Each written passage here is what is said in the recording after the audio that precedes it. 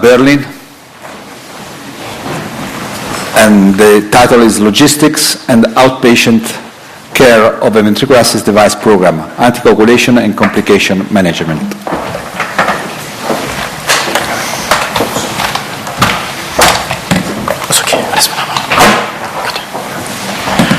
Chairman, ladies and gentlemen.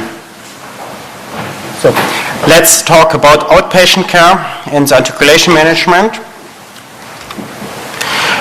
Looking to the last years, Chairman, ladies and gentlemen, let's look to the last year. We can see our number of heart transplantation in our center in Berlin decreased. You see 1992 is the maximum of implants, and now in 2008 the number of heart transplantations by 40. And during the same time the number of MCS implantations increased rapidly. Since April 2007 we started with our outpatient care of patients on MCS. At first let's look to the literature for outpatients on assist device. And here, the group from Philadelphia, they said us that in future we will see more and more patients on assist on the streets and workplace. Let's look to another group. They said that airway therapy is to become the alternative, but there are still some problem with the cost effectiveness.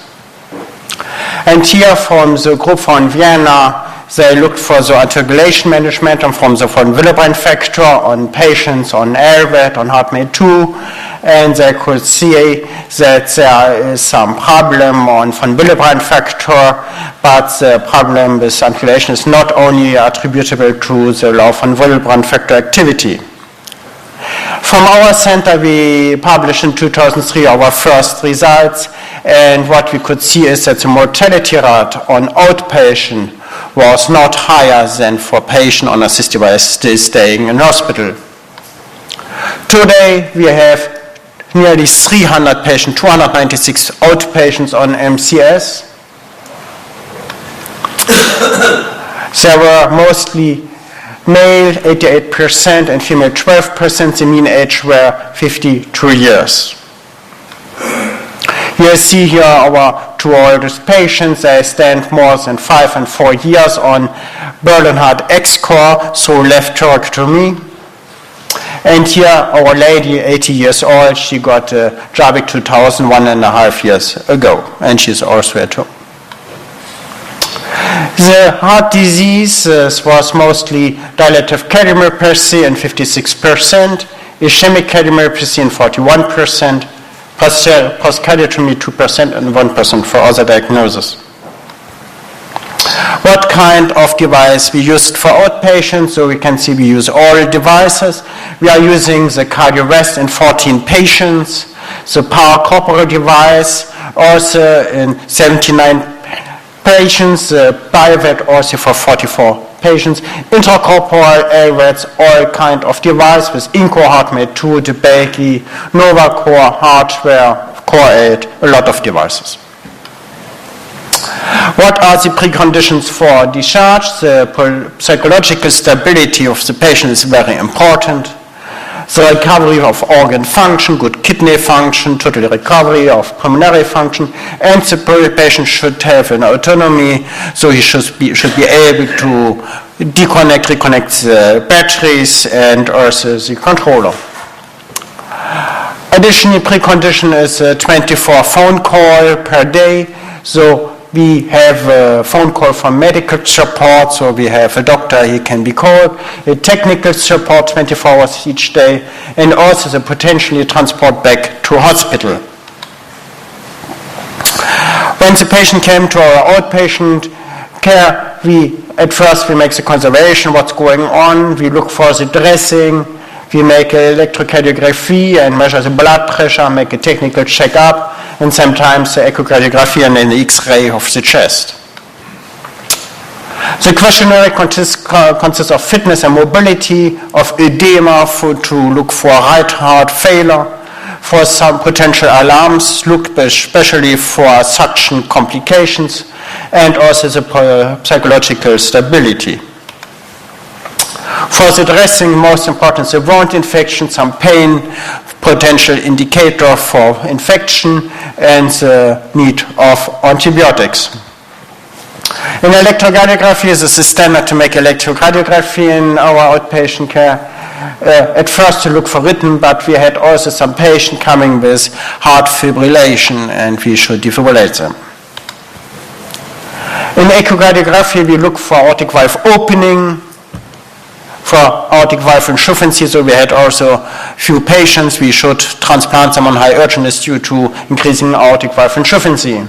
We look to left ventricular size, potential suction problem, right ventricular function, and also the question of potential weaning.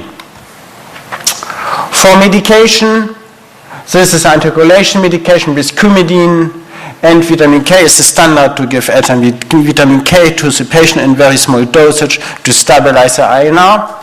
Some aspirin when the patient has no bleeding complications, and dipyridamole. Additionally, we give diuretics when there is some indication for right heart failure, and some potassium in case of diuretics. To manage the blood pressure, ACE inhibitors and calcium antagonists are administered. Beta blockage and amiodarone to stabilize the rhythm, but when the rhythm is stable with sinus rhythms, we stop also with amiodarone. And some antacida to prevent stomach bleeding. You see a patient who was more than 5 years on Novacor.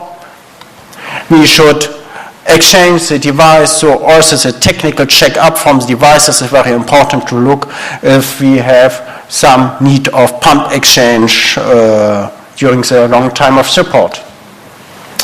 For our anticoagulation protocol, you can see here our program. We have here the different generation of devices. The first generation consists of the pulsatile devices, the Bernard X core and the cardiovest pump.